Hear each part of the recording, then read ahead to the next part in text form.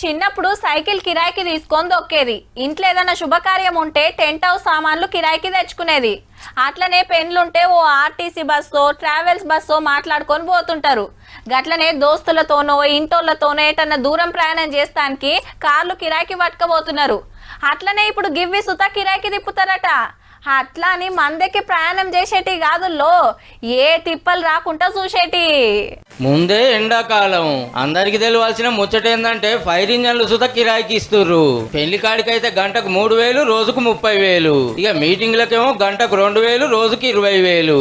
Cinema షూటింగ్ల కాడికి కావాలంటే కూడా ఇంతే కిరాయి. అయితే ఫైర్ స్టేషన్ కి వెళ్లి దూరాన్ని బట్టి కిలోమీటర్ కి 20 రూపాయలు కట్టియాలి. ఎవరైనా ఆన్లైన్ లో బుకింగ్ చేసుకుంటే చాలు.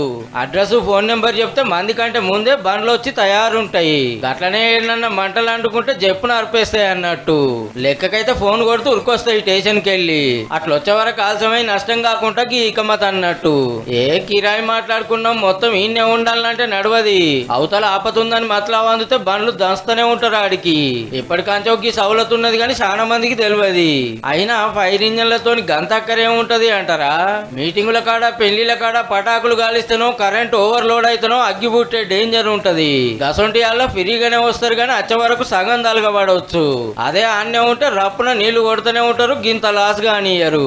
వరదలు గిట్లా వచ్చినప్పుడు నీళ్ళు ఎత్తిపోస్తానికి సుధా మాట్లాడుకోవచ్చు. గంటకు 750 నుంచి 1000 రూపాయలు. బండ్లు ఉత్తగా స్టేషన్ లో పెట్టే బదులు ఇట్లా కిరాయిలకు పెడితే ఇంత ఆమ్దాని వస్తుంది, ఆపతిని ఆపినట్టుంటదానికి ఇకమత్ చేసిర్రు అన్నట్టు. అక్కడున్నోళ్ళు చూడుర్రి మరి.